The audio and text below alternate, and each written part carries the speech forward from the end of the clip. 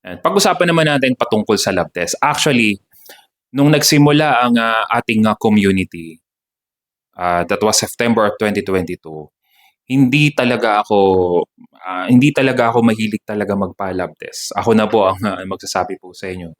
Hindi ako sampalataya sa pagpapa-lab test before. Ito po yung akin. Kasi ang point ko, pakinggan niyo po ako mabuti. Ano naman ngayon, kung makaka-absorban niyo po yung mga live ko before ano naman ngayon kung nalaman ko na may ganito akong sakit, ano yung gagawin, 'di ba? Yung program na ginagawa, gaya po ng mga seaman, mga kapulisan na nagpapa-coach po sa atin, loob at labas ng bansa, most especially mga OFW na nagpapa-guide po sa atin, nagpapa-coach, umay na talaga sila sa doktor, nakailang balik na sila, ang dami ng kaka-lab test, luto na sila sa pag-inom ng gamot, luto na po sila sa pag-inom ng gamot at paulit-ulit lang. Sasampa sa barko, bababa, sasampa sa barko, bababa. Pero yun at yun pa rin yung nai-encounter nila na sakit, wala pa rin nababago. Kaya dumating na po ako dun sa punto na bakit mo pa kailangan magpa-lab test, wala din namang nangyayari ang kailangan na solusyon. Pero ito po yung nakita ko sa kagandahan po na nagpapa-lab test. Una, syempre medyo matinding pera yung kakailanganin mo dyan. At kung ano ba yung nasasakop, ano yung napapaloob dun sa lab test na kailangan mo upang makuha mo talaga at malaman mo saan ka dapat mag-adjust. Sapagkat dito ko lang naintindihan bakit pala talaga natin kailangan magpa-lab test. Kaya po ini-encourage ko yung bawat isa na magpa-lab test talaga. Sapagkat, pakinggan niyo po ako mabuti sapagkat kapag hindi ka talaga nagpa-lab test, ang iisipin mo, kain ka lang ng kain, sige ka ng sige, wala kang kontrol, banat ka ng banat. Naiintindihan niyo po ba ako? But the moment na nalaman mo na meron ka na palang health issue, dito ka na ngayon napapaisip. Dito ka na ngayon mapapaisip na magkaroon ka ng pagbabago doon sa ginagawa mo. Dito ka na ngayon mapapaisip na magkaroon ng changes doon sa sistema na ginagawa mo upang, alam mo yun, upang sa sistema na ginagawa mo na kailangan palang baguhin mo na. Sapagkat kung hindi ka nagpa-lab test, sige ka ng sige hanggang sa nagulat ka na lang, sira na pala yung kidney mo, mabula na yung ihi mo, diabetic ka na pala, hanggang sa ano na pala, ano ka na, for dialysis ka na agad.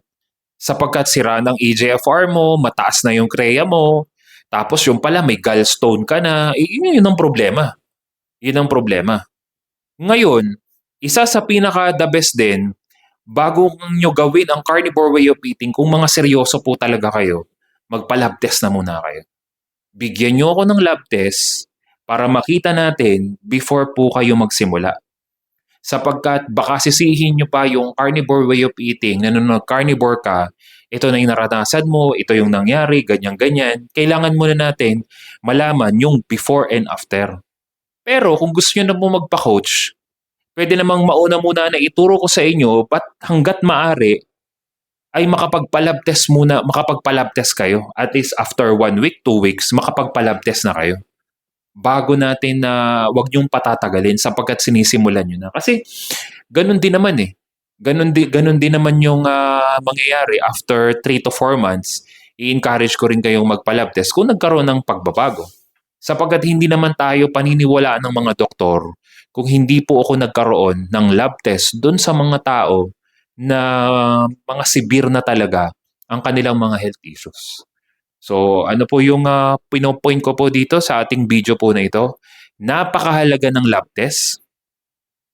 Napakahalaga ng lab test upang magkaroon ka na ng disiplina, mapigilan na ang mga kapabayaan na ginagawa mo sa kalusugan mo.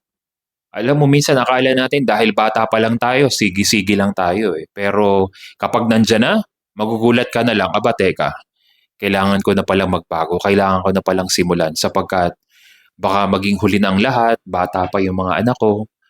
sino yung aasahan nila, medyo very painful yung pwedeng mangyari kapag maaga pa akong nawala. So marami pong pumapasok sa ating kaisipan, maraming mga bagay na alam mo po yun, makapagbigay ng stress po sa atin the moment na nalaman mo yung lab result mo. Pero syempre, kung napanood niyo po itong video po natin ito, ay hindi po to aksidente. Kung nalaman mo man yung lab test mo na ganito yung resulta, ako na po mismo ang magpapaliwanag po sa inyo. You don't have to worry, ipapaliwanag ko po sa inyo about sa cholesterol mo, triglycerides mo, uric acid mo, ano yung nagkakaroon ng plaque, ano yung tumitigas. So marami po tayo mga discussion, pag-uusapan kung pagkakatiwalaan po ako ng ninyo patungkol po sa kalusugan po ninyo. At syempre, ano man po, kahit gaano man po kahirap po yung sitwasyon ninyo, kahit anong sakit pa yan, naniniwala po ako hanggat may hininga, may pag-asa. Kapit lang po kayo sa ating Panginoon. Sobrang dami po nagkakasakit po ngayon. Nandito po ako, handa pong makatulong sa abot ng aking mga kaya. Think about it.